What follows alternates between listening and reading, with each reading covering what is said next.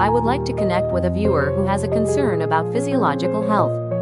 Hello there, what is your question? Hello, sir. I have a question related to sexual performance.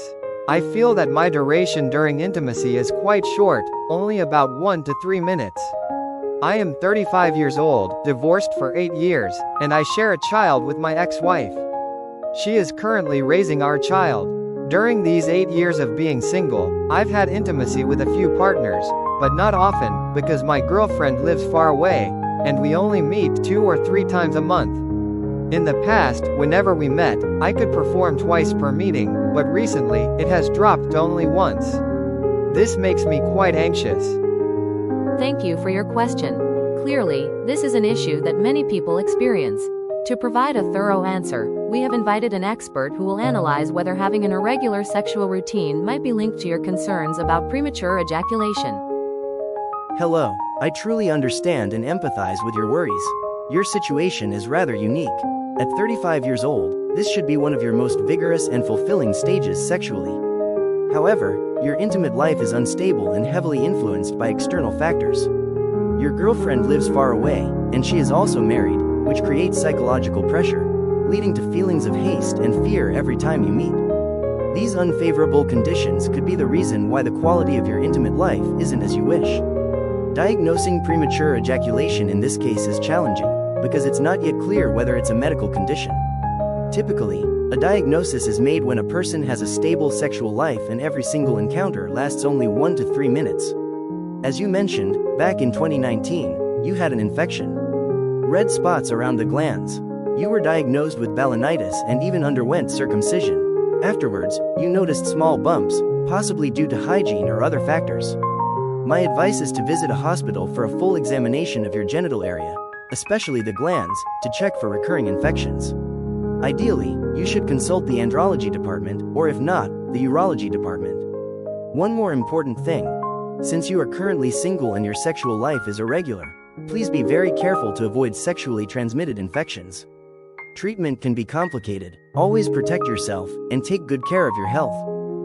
To continue our program, let's connect with a viewer who has a personal question. Hello there, what would you like to ask? Hello, sir. I am 40 years old, and I've been divorced for 17 years. Now, I'm preparing to get married again. My fiancée is only 20 years old. She has expressed a desire to have oral sex, but I feel afraid and have no experience with it. She even said that if I can't do it, she won't marry me. I feel so confused and don't know what to do. Hello there. So, you have had sexual experiences before, but have never tried oral sex, correct? And deep down, you don't feel comfortable with it either.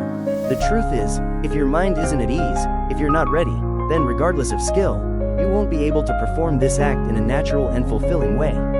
Oral sex can bring pleasure for both partners. However, if you feel disgusted, uninterested, or pressured, it won't create any positive emotion. In fact, it may reduce the overall quality of intimacy. From a medical perspective, oral sex carries certain risks of sexually transmitted infections. But these can be minimized if both partners are healthy and maintain good hygiene. What truly matters here is communication and understanding. There is a significant gap between your ages and likely your views on intimacy as well. If the two of you cannot find common ground in this matter, your future married life may face serious challenges. Be honest with her, share your feelings, talk openly. Together, find a solution that respects both of your comfort levels. Thank you. I also have another question about my health. My foreskin only retracts about 1/3, and there seems to be excess skin. I read online that many people undergo circumcision, but I'm afraid that surgery might affect sexual function. Your issue may be a case of tight or long foreskin. This is a fairly common condition. Even at the age of 40, if the foreskin is too long or tight, it can affect personal hygiene, cause inflammation, and allow bacteria to build up. This not only causes discomfort for you but may also affect your partner, especially if oral sex is involved. Circumcision, however, is a simple and safe procedure performed by specialists. You don't have to worry. This surgery will not affect your sexual function or pleasure. On the contrary, it will make hygiene easier, reduce infection risks, and help you feel more confident and comfortable during intimacy. I strongly recommend visiting a hospital and consulting a specialist for a proper examination and advice. Remember, a clean and healthy body is the foundation of a fulfilling sexual life.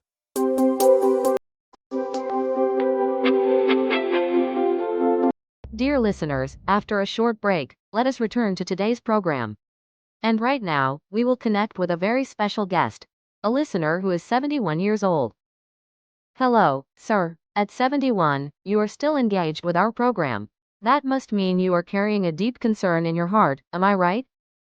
Yes, I suffered a stroke. My body is weak now. But this pain, it lingers. It haunts me. All I want now is to find a way to resolve it. It's about love and family. These thoughts just keep circling in my mind. Could you share with us more specifically? Yes, I got married in 1982. The first 8 years were happy. No quarrels. My wife and I loved each other deeply.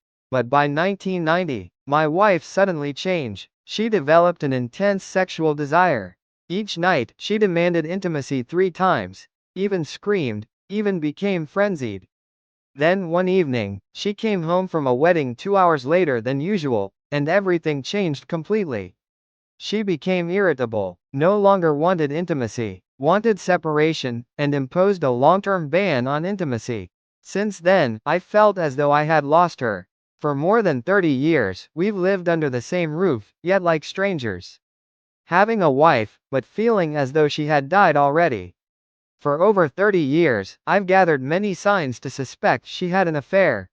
And I believe, because I couldn't meet her desires, she turned to someone else. Sir, what happened, and what you suspect, that is all in the past now. Do you have any concrete proof? After an incident 2 years ago, there's no longer any evidence. But I still believe she destroyed this family. She killed this marriage. Now I only want a divorce to make her face the consequences. Listener, I want our children, our neighbors, everyone to know the truth. I want them to see that she caused me this pain.